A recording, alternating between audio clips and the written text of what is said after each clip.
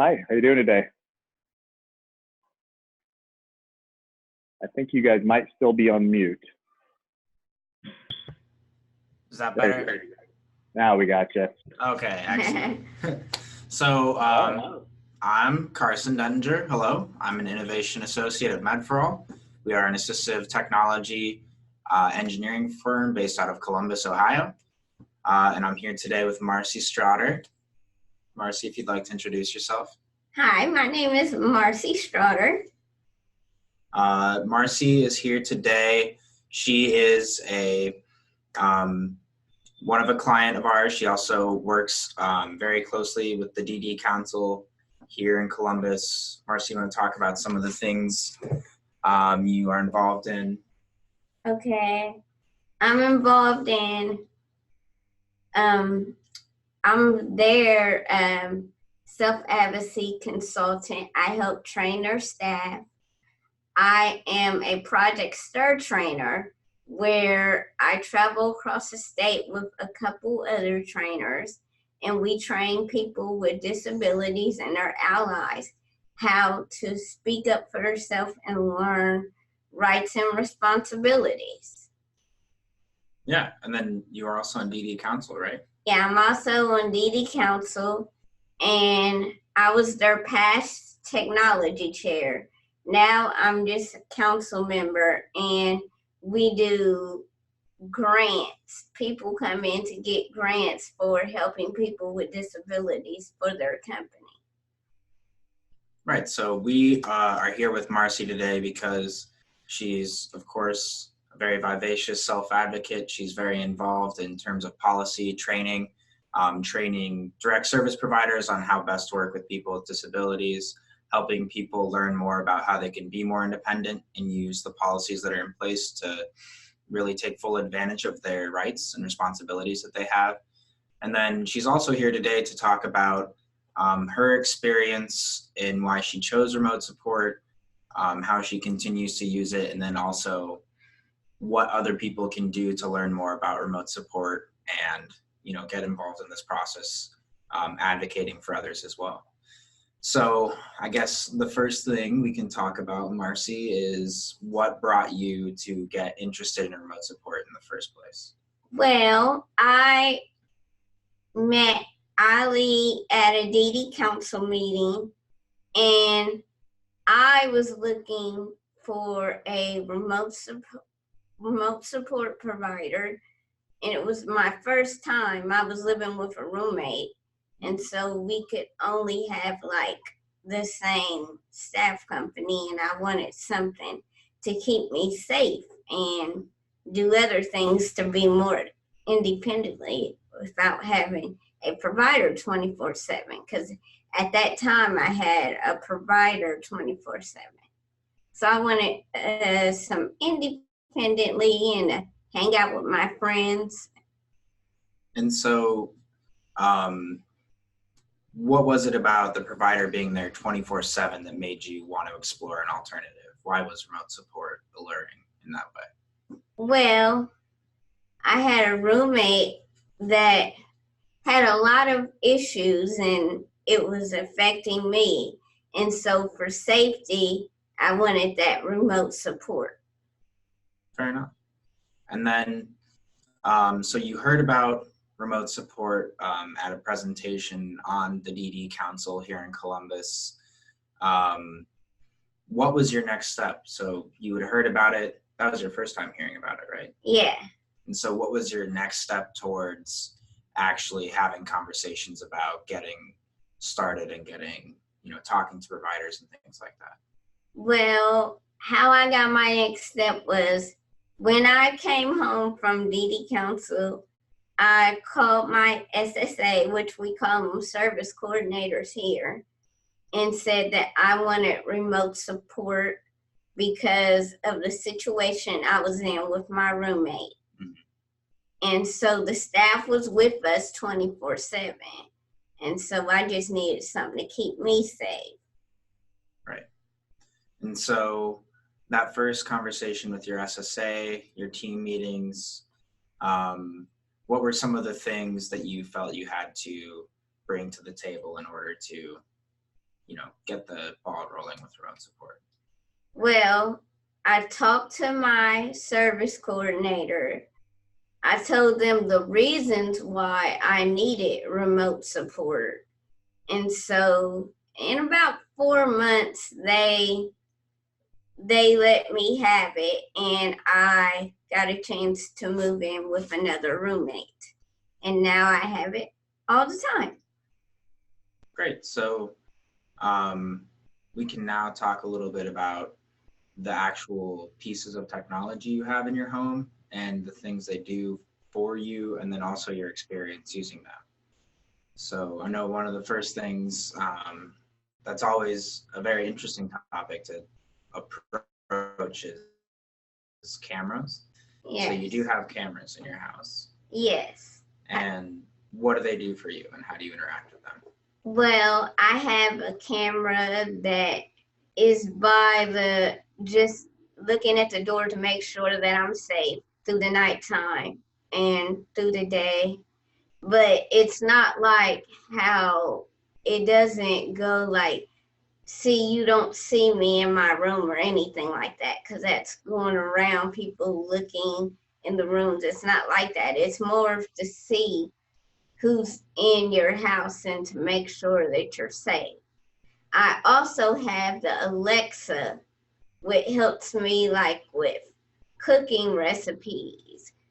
I like to listen to music while I'm cooking. It helps me on research. I also have the portal, which is real big, and I get to talk to my friends and family, because I have family here and in California, so it's a good way to talk to them and see them really, really up close instead of small. And then I have also the Echo Dot that I could use music for also, but also gives a wake up alarm. And then Do you like that? I'm sorry. Do you like that absolutely. portal? I've been kind of kicking around looking at those myself for personal use. Do you like the Facebook portal? Yes, it's really nice. I mean, it's hard for me to see little things, so seeing that big and get to see my family that big, that's like having a present. And does it really move around and kind of pan and follow you as you're maybe cooking in your kitchen and you're talking to someone? If you move throughout the kitchen, it moves with you, right? Oh, you mean the portal or the Alexa? The portal. The portal I only use for talking to friends and family. But it will pan around to follow you. Yeah, it will do that. If I had it in my living room, yeah, I would do that, but I have it in my bedroom because I like to talk to my friends and family, like in private. Yeah. And I also have a smart lock. It was hard for me to open up the door in my apartment building because my hand is weak.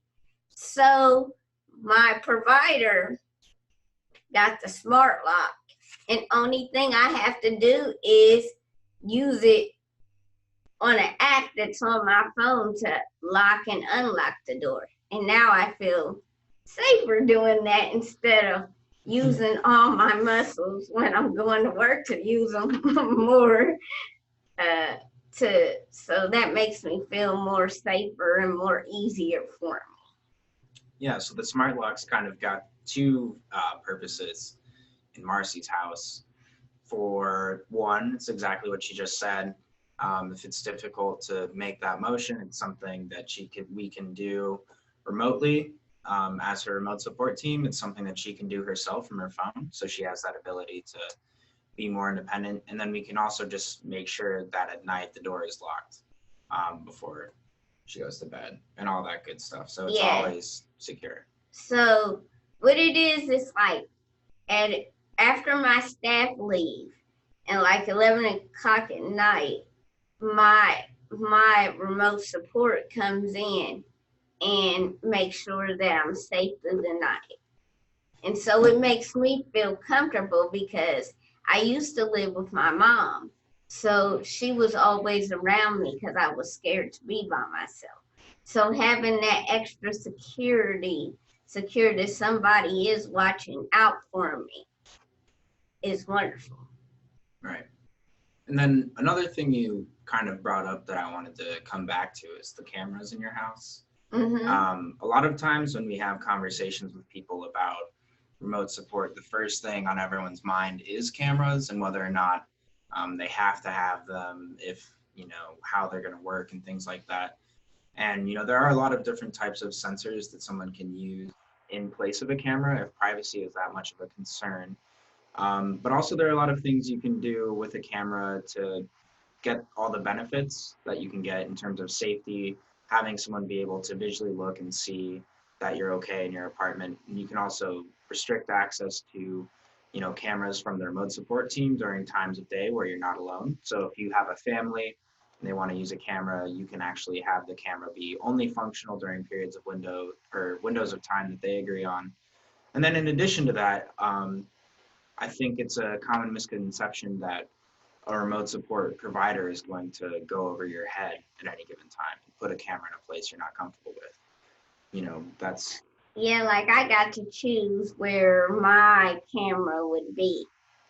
Like I chose to have my camera on top of my refrigerator just looking at my door.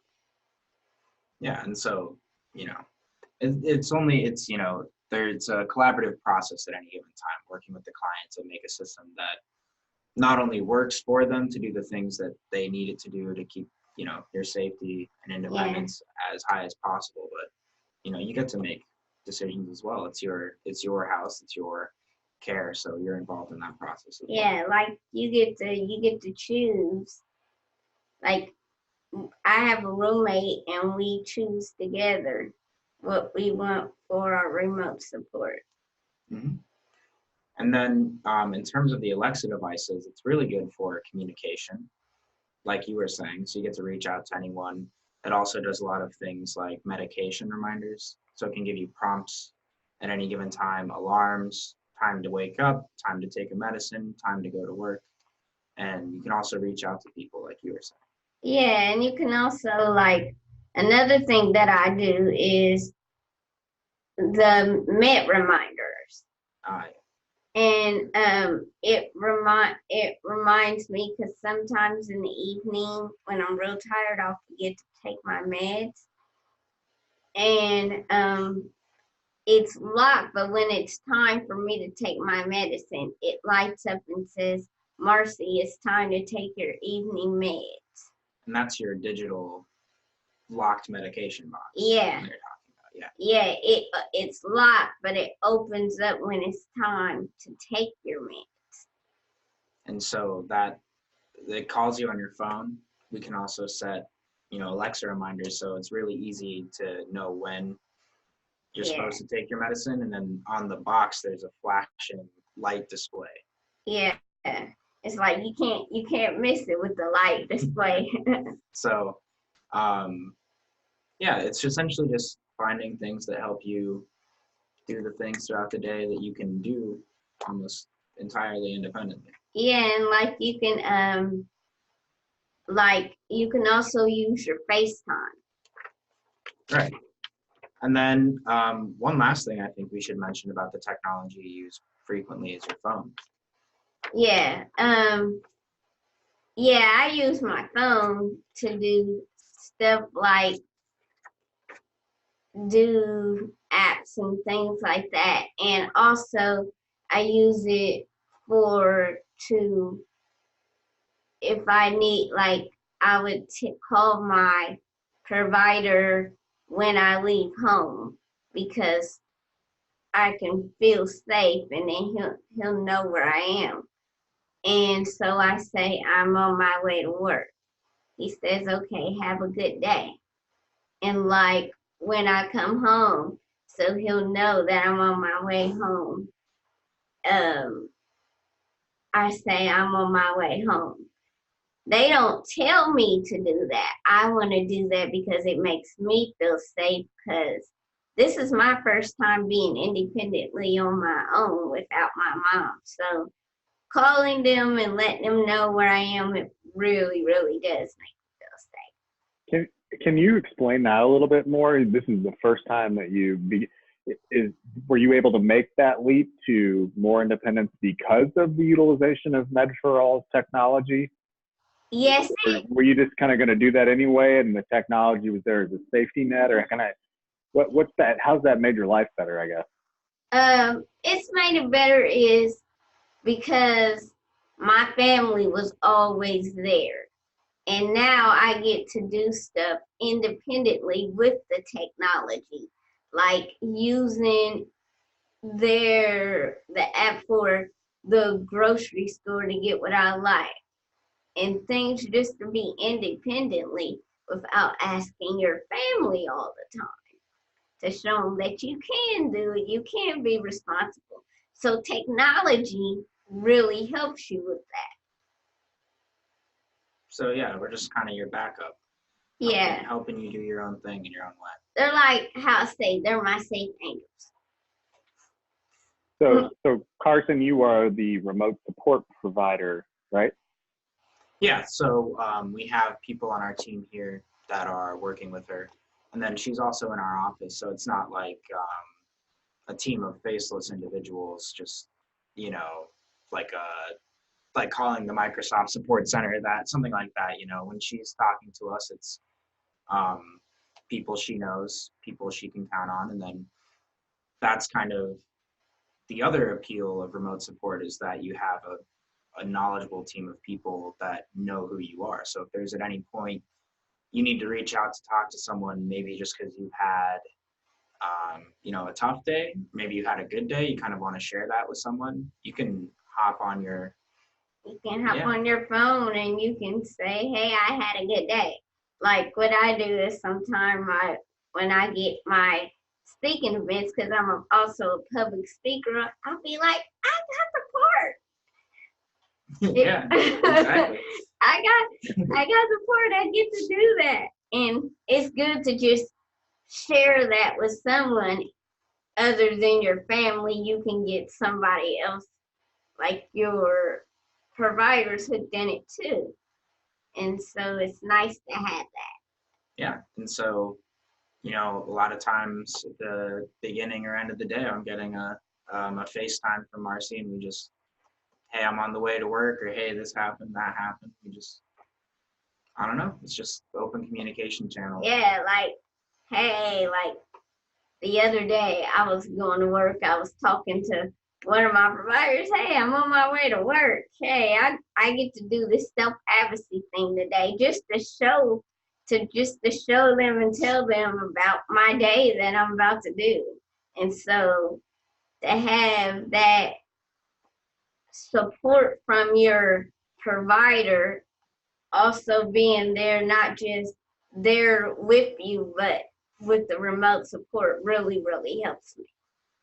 Yeah, so it's more than just an emergency response system in that way. It's more of like a family.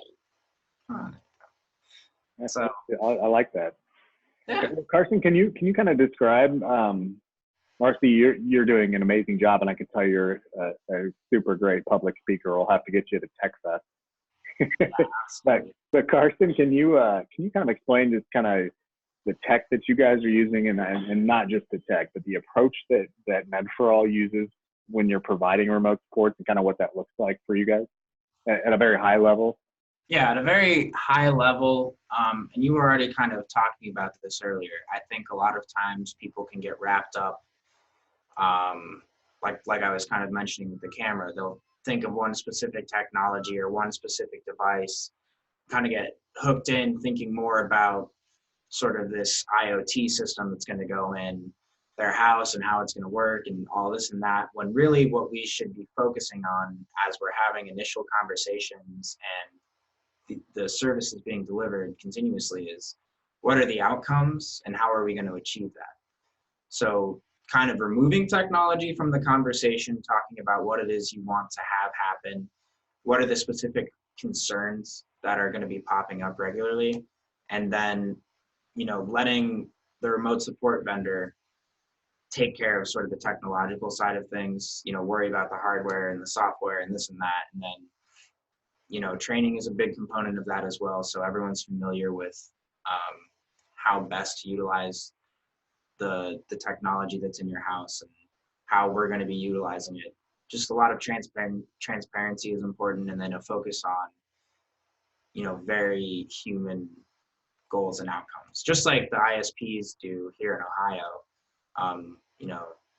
What are the specific outcomes we're trying to reach, and then how are we going to reach them? And then we can worry about the technological side and make sure it's a little seamless for everybody. So we can just focus on more of the experience of using remote support, the independence and the safety, more so than how specifically all the devices interact and things like that. Yeah, I completely agree with that people should not be intimidated by the technology, because we're not, like you said, not having a technology conversation. We're talking about needs first, and then the quote unquote vendors can fill in the details with the tech. But I guess maybe just like an example of, when I was out there and saw you guys, and last time I saw you, you had cameras that were being used that were not necessarily projecting an actual image of the person, but was like a stick figure of the person to protect privacy in certain areas. Like some of that kind of unique stuff that you guys are doing. What are some of the applications of some of that stuff? So those applications are just getting to be, again, finding unique ways to approach unique situations. So a lot of the demos we do are ways that we've made certain technologies more accessible, or made a technology work in a way that is going to be addressing a concern that existing products don't work with.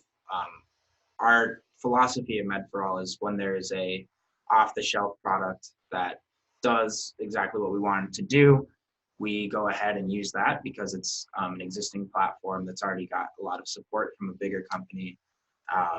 Your Arlo's, Google's, things like that.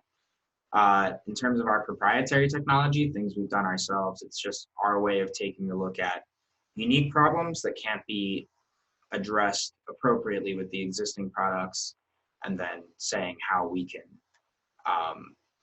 use something innovative to address that issue. So, for example, if privacy is a concern with the camera, there are ways for us to set up a system that will not record as much information, but still gives us what we need to see in order to protect your safety in your home, things like that.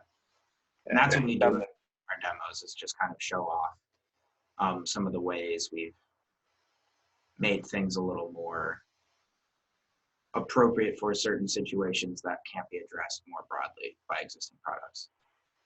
So it sounds like you're kind of an integrator, basically, where you're going out and you have this bank of all these tools, and it's not like you have this core product. It's you really, as you said, you really look at the individual's needs and then use your expertise in what's available, use commercially available stuff first, and then may have to do some kind of back end stuff to integrate those different commercially available things together, but add on some additional kind of custom stuff to if it's not commercially available.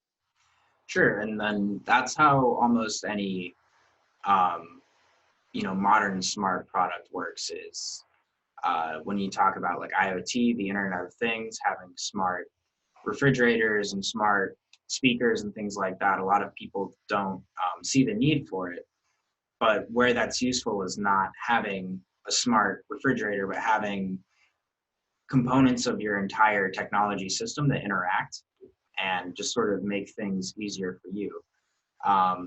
For someone who maybe doesn't have a disability, some of these things can seem superfluous, maybe having, Alexas in every room and things like that. But for someone who can make use of a technology system to help them be on their own, to access support when they need it, these types of devices, like say a smart light, can help someone who has a physical disability have more control over their home environment, and things like that. So I think it's just important to keep in mind that, yes, individual devices are cool. Yes, they make really great demos. They're, fun to show off to the public. But the greater idea is the system as a whole, and then even beyond that is the system working for someone to help them achieve their safety and independence goals. And well, based upon what you just said, and kind of Marcy, what you were saying also, you guys are kind of a blend between a remote support provider in the traditional sense, where you're and this is an article that we just wrote in the blog. So that, you're a remote support provider in that you're linking an individual in their home back to a remote caregiver that's available live and in real time to assist. So it's a human to a human service with remote support, but you also do kind of more traditional assistive technology type solutions, like the apps, Marcy, that you're using, and the Facebook portal and those kinds of devices, smart home devices that are there just to assist you, right, Marcy?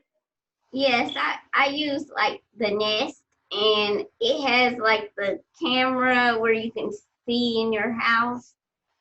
And I use that independently, like when I'm at work or something, if I want to see what's going on in my house, I like clicking the app.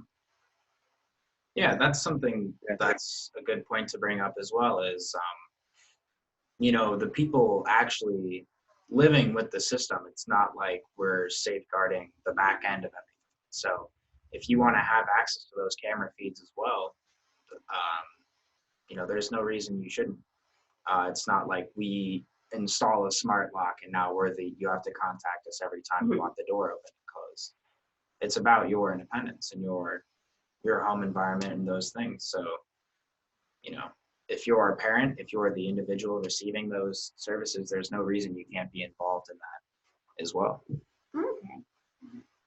And another thing I think that is important to mention, and something we hear commonly, is when you're talking about starting remote support services, people hear that you're going to remove the staff from their house, and there's sort of this all or nothing mentality that we encounter every now and then. The idea that, well, I can't give up my staff, they do so much for me. And the idea is not to remove your staff. No one wants to, A, make you not have a job, and B, take away the services that you need that you're providing, that your staff is providing. So the idea is more, for the times when you're using your staff, when your staff is with you, we want them to be doing, as much services, providing that quality service, and being there for that. But then when you don't need them, to be able to use remote support to be independently. So yeah, like when I was with my old agency and I was leaving and I was saying I wanted remote support. Oh, you won't have staff and stuff if you get that remote support. I was like, that's not true, because you can have providers and you can have the remote support too. And so, Marcy, when you're with your staff, what are the types of things you're doing? What do you use them for? They help me with my app that's called Marcy's Keeping It Cooking Cookbook. It's about how to find a good provider and be a self-advocate. They help me on that. They help me like what sounds right and different things, and if I can't think of nothing, and they help me assist me in the cooking to show people if they can cook. It's just not like their staff members. They can cook. They take me to get my hair done, and it's not all the time the staff takes you to do that. So I'm glad that I have staff that do. And they also take me, like, if I want to go to the mall, they take me to the mall. And then they just take me to do different things. They take me to see family members. You don't have to wait on a transportation or something. Your staff is right there to be with you. They're just not like staff. I think of my staff as staff, but I think of more of them as a friend too, because we bonded and created that friendship and the providing services too. Because it's good when you trust in your provider. I think that's important. Yeah, so when you're with your provider, they're doing things, they're helping you work on cooking, They're helping work with you on your blog, which we'll get back to in a second. They're, taking you out to do errands. They're taking you to see your family. They're going out into the community. And then when you're with remote support, when you're having remote support time, it's more just you, talking to people on your portal. Yeah. Spending time alone, things like that. Yeah, like I said, I talk to my friends and family when I'm not with staff on my portal. And then when I want to call my provider if I'm stressed from my day or something, I can call them on my iPhone or on the portal. Yeah. So just when the staff is there, you're making sure that everyone's time is being used to the fullest and no one's just there to make sure that you don't have a safety accident. Yeah. Because that's something that can be done with the technology system. Yeah, the technology system, people might not think that it doesn't keep you safe, but it does. Because you might not can see them, but you can call them when you need it and see them face to face. Well said, Marcy. I like that. So you have a blog that you're writing? And Yes. all right. So if anybody has any questions for Marcy or Carson, go ahead and throw them in the box there. We're going to probably wrap up here in a few minutes. But what's the name of your blog? I'll throw a link to it in the chat here.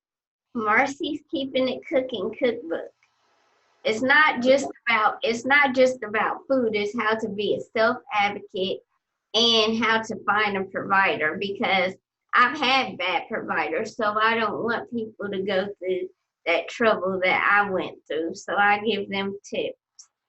My tips since I found a great provider agency, because we're more like a family here than just sitting at home staff. Yeah. And it's also very much about food. I cook on there because my clients that I work with and one of the other jobs I have, she always says, my staff went to the store without me and made my dinner and I didn't want that dinner. And then they made the lunch I didn't want to have.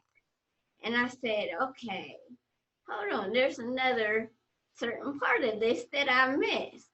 So what I do is I cook and I show when I go to the grocery store what I cook, and my staff is there is assisting me, and you can have help too. And so one of the places where I work at, I show them that. Cool. Yeah. That sounds great. And then they go home and do it. They tell me that the next day. Yeah. I'll have to. You guys will have to shoot me a link to it, and I'll link it when I put the video up in YouTube. So Sounds great. Yeah, and that's another great use of technology too, getting your story out there.